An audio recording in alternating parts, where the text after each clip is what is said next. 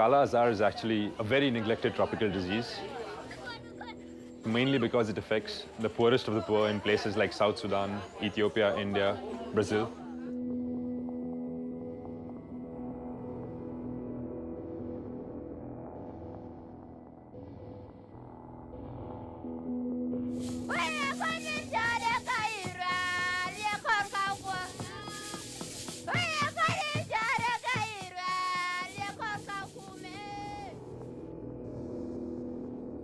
We only have a few tools in a box with which to fight this disease.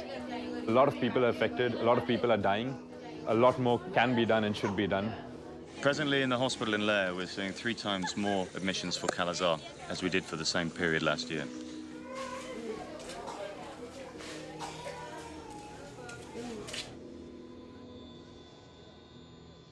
We have an incredibly dispersed population in what is essentially an endemic area for Kala Azar.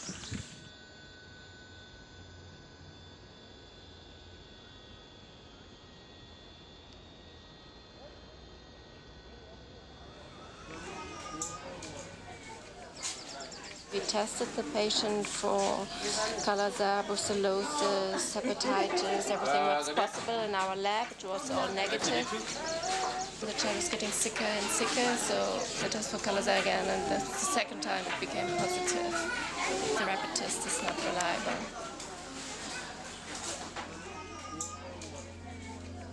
The biggest limitation of this test is we cannot use it for relapse Kala Azar, because once a test comes positive the first time, even if a patient gets a relapse of Kala Azar the second or the third or fourth time, the test will still be positive. What we then have to do is a lot of lymph node aspirations. Even though the lymph node aspiration may be negative, a patient may still have Kala Azar. So we delay the time by which we get a diagnosis and can start treatment of a patient. We sometimes also have to do splenic aspirations. Even though splenic aspiration is better, because the sensitivity is higher, it's more dangerous and requires more skilled staff, which is not easy to get in a place like this. It's a very painful procedure. For the lab tech, like for myself, I don't do it. We ask for a doctor to come and do. With all the complications on the spleen, sometimes it can bring internal bleeding, where a doctor can handle that one best. A lot of research and development is needed to have a test that can be used in every context worldwide, then can be used for all types of Kala Azar cases, for primary diagnosis, for testing the cure of patients, and also in relapse cases.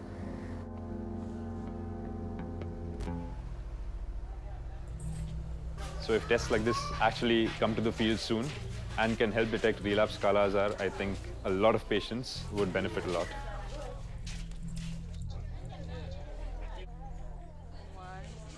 Okay, so yesterday was not a good day. We lost 3 Kala Azar patients here in the ward. It's not always nice for them to be here.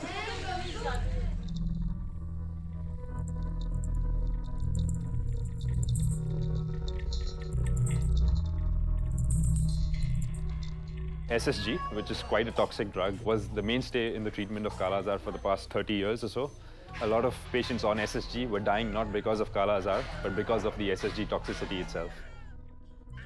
Currently, we are using combination therapy of drugs with SSG and paromomycin, which are giving us very good results.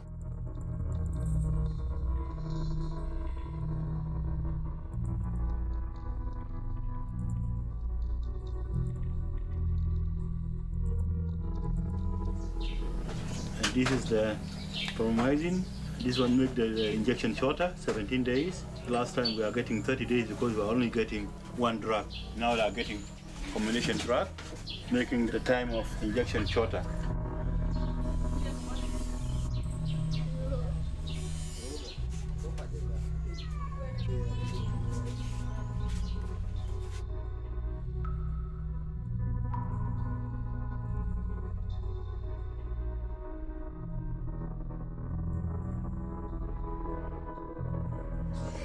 Ambazome is a good medication. It is safer to be used. Also, it has got less side effect.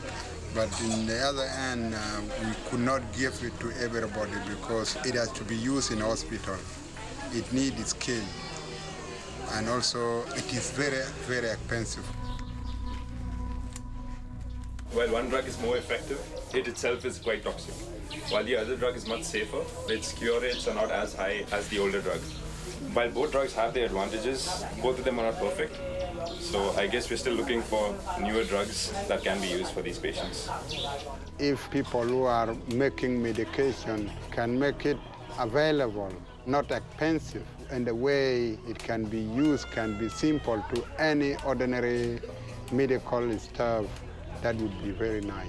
The percentage of HIV co-infection rate is around 4 to 5%. However, we assume that these numbers would be increasing in the coming years. The biggest problem is relapses. It's only a matter of time before patients with Kala-Azar HIV co-infection relapse. Each time they relapse, the drugs are less effective. They've developed resistance to the drugs. Sooner or later, they succumb because we don't have newer drugs available, second or third line drugs.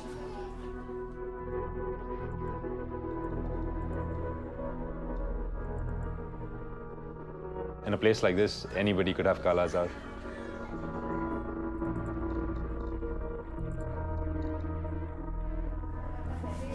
It is a disease that has been neglected, and then people are not taking it seriously. I don't know why.